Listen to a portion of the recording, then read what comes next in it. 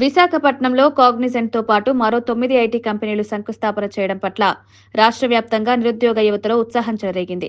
ముఖ్యమంత్రి నారా చంద్రబాబు నాయుడు, విద్యా, ఐటీ శాఖ మంత్రి నారా లోకేష్ తీసుకున్న నిర్ణయాలు తాము కోరుకున్న సంక్రాంతి కానుకలేలని యువత ఆనందం వ్యక్తం చేశారు.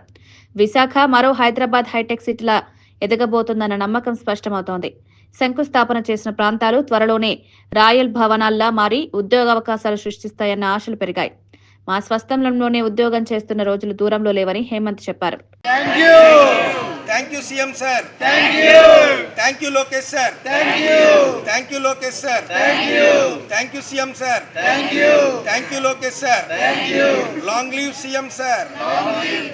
Long leave Lokesh sir. Long leave CM sir. Long leave Lokesh sir.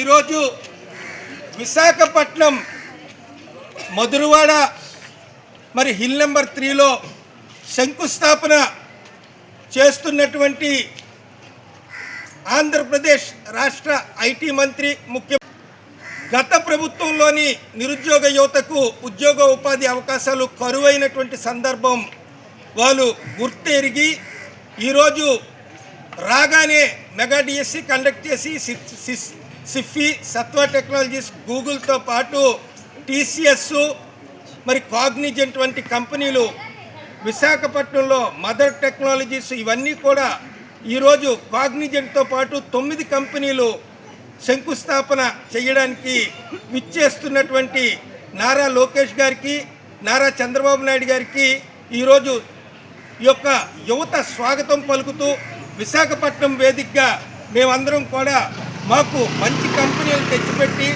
ఈ యొక్క ఎకనామిక్ జోన్గా విశాఖపట్నం నుంచి మరి తూర్పుగోదావరి జిల్లాలో ఉన్నటువంటి కోనసీమ వరకు దీన్ని ప్రకటించినందుకు, అదేవిధంగా అమరావతిని ఒక జోన్గాను, అదేవిధంగా రాయలసీమను మరొక జోన్గా ప్రకటించినందుకు మరి రాష్ట్ర విభజన అయిన తర్వాత ఇంతవరకు రాజధానితో పాటు జోన్లు కూడా ఉండాలన్నటువంటి ఈ యొక్క అంశాన్ని తెరమీదకి తెచ్చినటువంటి చంద్రబాబు నాయుడు గారికి, లోకేష్ గారికి